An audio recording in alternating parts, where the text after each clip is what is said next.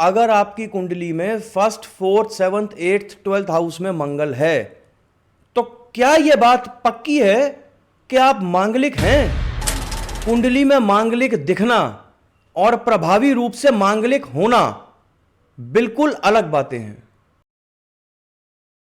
आपने मांगलिक दोष ज्यादातर शादी के टाइम ही सुना होगा, क्योंकि शादी दो आत्माओं का एक ऐसा बंधन है जिसमें गृहस्थी को सुचारू रूप से चलाने के लिए सिर्फ और सिर्फ प्यार और मोहब्बत का एनवायरमेंट चाहिए। शादी के सुखों का कारक है शुक्र, और मंगल शुक्र का दुश्मन है। इसलिए हम मंगल की पोजीशन देखते हैं शादी होने से पहले कि जिन दो लोगों की शादी होने वाली है, क्या उनके मंगल की पोजीशन ऐसी है कि उनका वैवाहिक जीवन सुचारू रूप से चल सके। इसीलिए मांगलिक दोष इंपॉर्टेंट होता है। नमस्कार, मैं वरुण बंसल आज आपको मांगलिक दोष के बारे में ऐसी बात बताऊंगा जिसको सुन के आपके होश उड़ जाएंगे। पहले बात करते हैं मांगलिक दोष बनता कैसे है। अगर आपकी कुंडली में first house, fourth house, seventh house, eighth house या ट्वेल्थ हाउस में से किसी हाउस में मंगल प्लेस्ड है तो आप मांगलिक हैं। साउथ इंडिया में सेकंड हाउस भी इस लिस्ट में ऐड कर दिया जाता है। सेकंड हाउस का मंगल भी साउथ इंडिया में मांगलिक माना जाता है। आमतौर पर मांगलिक दोष सिर्फ लगन कुंडली में ही माना जाता है, लेकिन एस्ट्रोलॉजी के फील्ड में कंटिन्यूअस रिसर्च की वजह से यह शोध भी सामने आया है कि नवमांश कुंडली, चंद्र कुंडली और शुक्र कुंडली में भी मांगलिक माना जाएगा। लगन कुंडली में अगर आप मांगलिक हैं, मतलब आपका मंगल लगन कुंडली में फर्स्ट, फोर्थ, सेवंथ, एट्थ या ट्वेल्थ हाउस में से कहीं प्लेस्ड है तो आप 40% ही मांगलिक माने जाएंगे। अगर चंद्र कुंडली में आप मांगलिक हैं तो आप 30% मांगलिक माने जाएंगे। शुक्र कुंडली में मांगलिक है तो 20% मांगलिक माने जाएंगे, और नवमांश कुंडली में मांगलिक हैं तो केवल 10% मांगलिक माने जाएंगे। अब अगर एक से ज्यादा कुंडलियों में मांगलिक हैं, जैसे फॉर एग्जाम्पल आप लगन कुंडली में मांगलिक हों और शुक्र कुंडली में मांगलिक हों, तो मतलब 40 + 20% आप 60% मांगलिक हुए।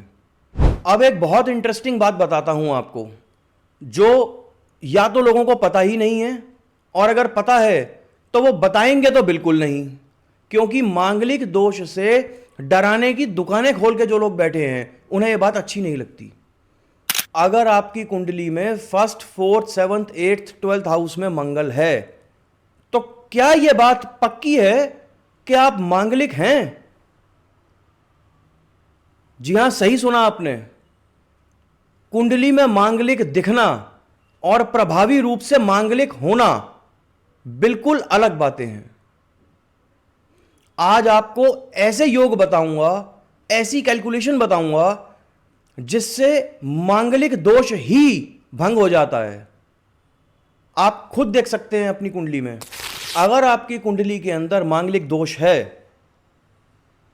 तो आप ये देखिए कि क्या मंगल अपनी ही राशि में तो नहीं बैठा, मतलब मेष राशि और वृश्चिक राशि। अगर अपनी ही राशि में बैठा है तो मांगलिक दोष ही भंग हो जाएगा। अगर मंगल अस्त हो जाए तो भी मांगलिक दोष भंग हो जाएगा। चलित कुंडली में अगर आप मांगलिक नहीं हैं और लगन कुंडली में या और किसी कुंडली में मांगलिक हैं तो भी मांगलिक दोष समाप्त हो चुका आपका। आप मांगलिक नहीं माने जाएंगे। मंगल उच्च का हो जाए, मतलब मकर राशि में बैठ जाए। अगर आपके फर्स्ट, फोर्थ, सेवंथ, एट्थ या ट्वेल्थ हाउस में मकर राशि है और मंगल वहां पर बैठा है मकर राशि में, तो आपका मांगलिक दोष भंग हो चुका है। आप मांगलिक नहीं हैं। अगर कुंडली के अंदर मंगल योग कारक हो तो भी मंगल दोष समाप्त हो जाता है।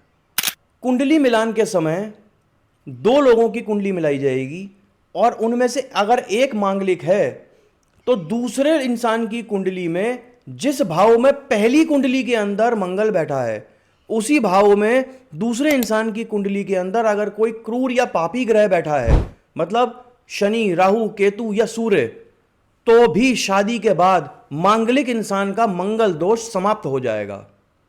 अगर कोई मांगलिक है और उसका विवाह नॉन मांगलिक से होने की बात हो रही है तो घबराने की बात नहीं है। अगर वो नॉन मांगलिक व्यक्ति की कुंडली में 3rd हाउस, 6th हाउस या 11th हाउस में शनि, राहु या केतु में से कोई भी प्लैनेट प्लेस्ड है तो भी शादी के बाद मांगलिक इंसान का मांगलिक दोष समाप्त हो जाता है। ध्यान दीजिए, किसी की बातों में ना आइए, किसी के कहने से आप पर कोई दोष नहीं लग सकता। आप विश्लेषण करिए या करवाइए, इस बात का विश्वास करिए कि आप पर कोई दोष लगा है कुंडली में या नहीं लगा है। सनातन सजग रहे, सहज रहे। धन्यवाद। जय मां कालका।